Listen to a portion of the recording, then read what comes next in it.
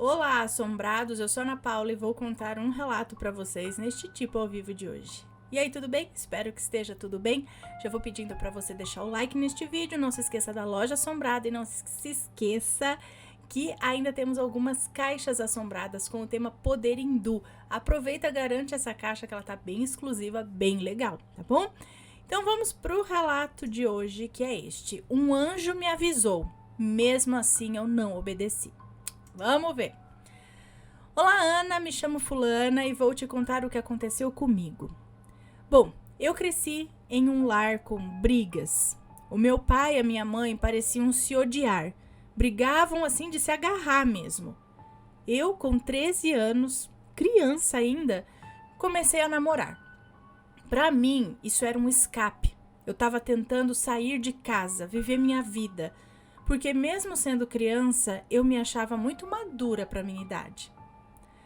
Em uma noite de brigas em casa, depois que tudo se acalmou, eu fui dar uma volta no bairro mesmo ali, estava sozinha, pensando na vida, conversando com Deus, o porquê de tudo isso. Quando um cara que eu nunca vi na minha vida me parou e disse: "Oi, moça, eu posso te falar uma coisa?" E eu disse que sim. Então ele falou: "Deus pediu para te dizer que tudo o que você está passando em casa vai passar. Tenha fé." Ana, eu me assustei, porque eu nunca vi aquele homem na minha vida. E ele contou em detalhes o que eu estava passando. Ele foi descrevendo em detalhes a minha vida. E disse que tudo ia passar. Bom, eu creio muito que o Espírito Santo revela as coisas, porque eu cresci na igreja evangélica, mas isso nunca tinha acontecido comigo, nunca tinha presenciado assim o Espírito Santo. Então, ele disse assim: "Não é para você fazer o que você está pensando, tá bom?" E Ana, eu estava pensando em entregar a minha virgindade ao meu namorado. Eu estava pensando isso há semanas. Foi aí que ele disse de novo, com essas palavras, Ana, eu juro por tudo que é mais sagrado na minha vida. Esse homem disse assim: "Não se entregue para o seu namorado, não. Porque se você se entregar, você vai chorar lágrimas de sangue." Ana do céu, eu fiquei assustada pensando nisso a semana inteira. Bom, o que aconteceu uma semana depois? Me entreguei ao meu namorado. E assim que acabamos o ato, veio na minha cabeça as palavras daquele moço. Na hora me veio uma vontade imensa de chorar e eu chorei. Eu chorei muito, Ana. Me arrependi e me arrependi muito de ter feito o que fiz. Mas continuamos a namorar. Aí se passaram os meses e eu descobri, Ana, aos meus 14 anos de idade, que eu estava grávida do meu primeiro filho. Ana, 14 anos, você tem noção? A minha mãe queria me matar. Modo de falar, né? Claro. Mas ela ficou 3 meses sem falar comigo, morando na mesma casa. E eu sofri bastante esses meses. Bom, o tempo passou, ela me perdoou e ainda comprou o berço e as roupinhas do bebê, acredita? Mãe é mãe, né? Bom, os meses se passaram, eu já estava na reta final da minha gestação. Eu morava com a minha mãe, pois o pai do bebê também era novo como eu, tinha 16 anos. Então eu resolvi ficar com a minha mãe mesmo. Ana, minha mãe trabalhava de empregada doméstica e sempre chegava em casa umas 6 da tarde, 7 da noite, por aí. E Ana, guarda bem essa informação, que ela vai ser necessária mais pra frente. No dia 13 de janeiro de 2004, eu estava em casa passando roupa e do nada, era 2 horas da tarde, minha mãe chegou em casa do serviço com uma cara assustada, me perguntando: "Fulana, você tá bem?" Eu, como estava passando roupa, disse para ela: "Tô bem, mãe. O que você faz em casa tão cedo?" Aí ela desconversou e falou: "Bom, eu vou dar uma descansada, tá? Qualquer coisa você chama a mãe, viu?" E eu falei: "Tá bom." Bom, continuei passando a roupa e esse negócio da minha mãe ter chegado cedo não saía da minha cabeça. Bom, acabei de passar a roupa, tudo, sentei no sofá e fiquei pensando. Quando deu 3:30 da tarde, eu comecei a sentir uma dor. Comecei a sentir umas dores que eu nunca tinha sentido antes na gravidez. A gravidez inteira eu nunca tinha sentido aquilo. Como já estava na reta final, eu tinha certeza que aquilo era a dor do parto. Começou assim com umas dores leves, umas cólicas fortes, mas que passava. Não era uma dor tão forte, pois ainda estava no começo. Fui no quarto e chamei minha mãe. Ela levantou assustada, me perguntando o que estava acontecendo, e eu disse: mãe, eu acho que chegou a hora. Bom, fomos para o hospital e chegando lá o médico confirmou que eu estava em trabalho de parto. Ana, pensa num médico ignorante. Ele nem me olhou direito, nem me examinou do jeito que devia. Fiquei nesse hospital aqui da minha cidade até as 8 da noite, sentindo dores horríveis, implorando para ser transferida para outra cidade, pois eu moro numa cidade pequena e aqui não havia maternidade. Para glória de Deus, consegui vaga num hospital maternidade dessa outra cidade maior. Fiz os procedimentos, a médica me examinou e como eu estava com muita dor, eu não reparei no que eles falavam, né? Eu só ouvi ela me falando: vamos, mamãe, para a sala de ultrassom. Eu concordei, falei: vamos. Porque no primeiro atendimento não tinha escutado o coração do bebê. E para tirar a prova, resolveram então fazer o ultrassom. Eu só sei que a minha mãe chegou em mim chorando, falando que o meu filho estava morto. Imediatamente eu comecei a gritar, eu comecei a berrar, comecei a chorar, eu não acreditava no que estava acontecendo. E fora a dor que eu estava sentindo. Eu virei para minha mãe e falei: então eu tô sofrendo por nada. Eu tô sofrendo por nada porque o sofrimento de um parto, o presente desse sofrimento é você ter o seu filho e eu não vou ter o meu. Nossa, fui transferida para um outro hospital, pois eu não poderia ficar lá naquele hospital maternidade, porque ali era uma maternidade e eu não teria o meu bebê.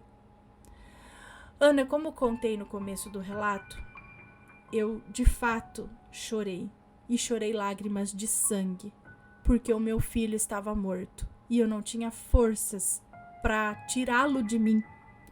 Eu estava implorando por uma cesárea, gritando porque eu não tinha mais forças para empurrá-lo. O médico dizia que não poderia fazer a cesárea, porque eu poderia pegar uma infecção. Eles não sabiam há quanto tempo o bebê estava morto.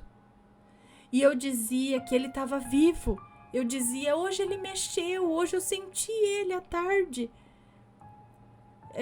Ficou só eu e minha mãe num quarto e eu tentando empurrar o meu bebê para fora. Quando minha mãe viu ele saindo, assim, vinha, voltava. Eu não tinha forças para empurrar direito. Quando a minha mãe...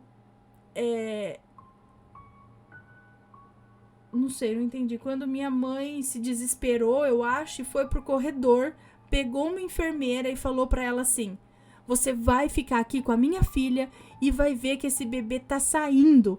Ela não tá... acho que esse bebê não tá saindo, não sei. Ela não tá conseguindo colocar pra fora sozinha. Foi aí que ela viu e chamou... Foi aí que a enfermeira, acho que de fato viu, chamou os médicos e eu quase morrendo consegui colocar pra fora imediatamente. E a enfermeira enrolou ele num lençol e não queria deixar eu ver. Mas eu fiz questão, eu gritei e falei que eu queria vê-lo pelo menos uma vez, o seu rostinho. Só de lembrar disso, eu choro. E isso já faz 15 anos. E mesmo assim, ainda choro muito. Bom, Ana, passado o período do meu luto, conversando com a minha mãe, ela me revelou a outra parte sobrenatural. Ela disse que aquele dia estava no serviço, limpando, quando de repente teve uma visão que eu e o meu bebê iríamos morrer. Ela me viu morta. Então ela disse que correu para o banheiro, se ajoelhou, se prostrou e implorou para Deus não me levar. Por isso, Ana, que ela chegou aquele dia às 2 horas da tarde, coisa que nunca tinha acontecido na vida. Minha mãe sempre chegou tarde do serviço. E eu te falo, o sobrenatural existe. E ele é muito mais forte com mães, porque mães pressentem, elas sentem tudo, tudo mesmo. Então honre a sua mãe e o seu pai. Bom, depois de 2 anos do acontecido, quando eu tinha 17 anos, eu engravidei da minha filha, da minha outra filha. E aconteceu de uma pessoa me parar na rua de novo. E era um cara, um rapaz. Eu só não sei dizer se era o mesmo homem ou não. Mas, de novo, uma pessoa que eu não conheço, um rapaz, me parou na rua, eu grávida da minha filha, e ele disse... eu descendo a rua, né, do posto que fazia... Eu estava descendo a rua do posto onde fazia o pré-natal da minha filha. E ele me encontrou ali na rua e pediu para falar comigo. E disse assim: Deus está me mostrando uma menina linda. E ele mandou te dizer para você não ter medo, porque essa ele te deu. Gente, nesse exato momento, eu comecei a chorar porque eu morria de medo de acontecer a mesma coisa que tinha acontecido com meu filho.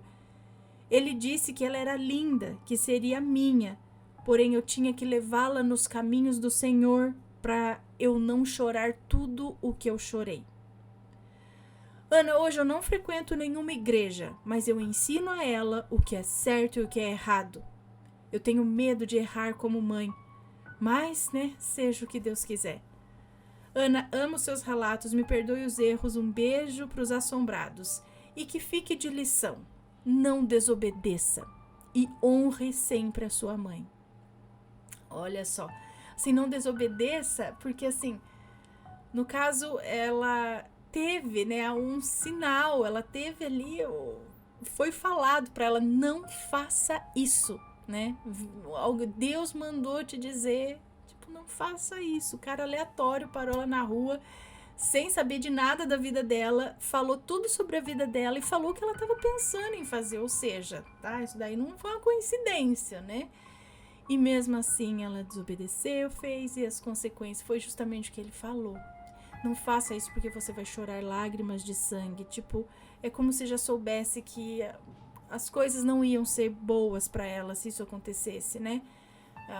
E realmente foi muito dolorido, foi muito doloroso todo o processo, toda a perda, e ainda tão nova, né? E depois isso acontecer de novo, né?